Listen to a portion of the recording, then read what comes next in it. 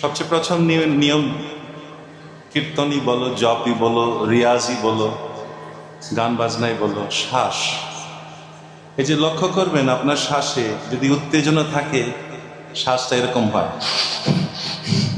হ্যাঁ, কোনো উত্তেজনা নেই, আরামসে বসেন আর শুনেন।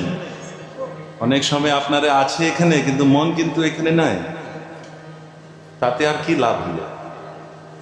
এই যে রোজ গাইছি জয় শ্রী কৃষ্ণ চৈতন্য, তবে মহাপ্রভুকে ভালোবাসেন কি ভালোবাসেন না বলেন তো? একটা মহাপ্রভুর প্রতি যে ভালোবাসাটা,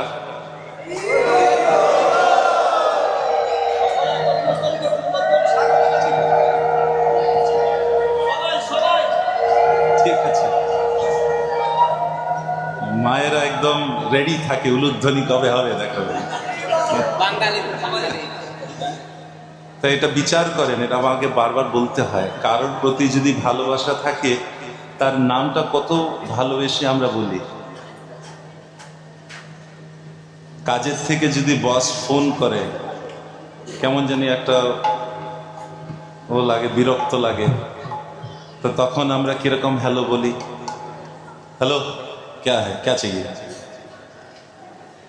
আর যদি প্রেমিকার ফোন চলে আসে, এটা একটা উদাহরণ। এই যে মহাপ্রভুর নামটা বলবে কি করে, জয় শ্রী কৃষ্ণ চৈতন্য, এটা কি করে বলবে? কত ভালোবাসতে হবে। জয় শ্রী কৃষ্ণ চৈতন্য প্রভু নিত্যানন্দ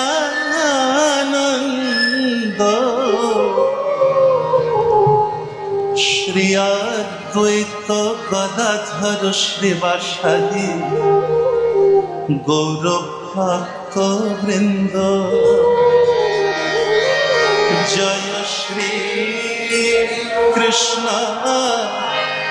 চৈতন্য প্রভু নিত্যানন্দ শ্রী অদ্বৈত গদাধর শ্রীবাসাদি গৌর ভক্ত বৃন্দ।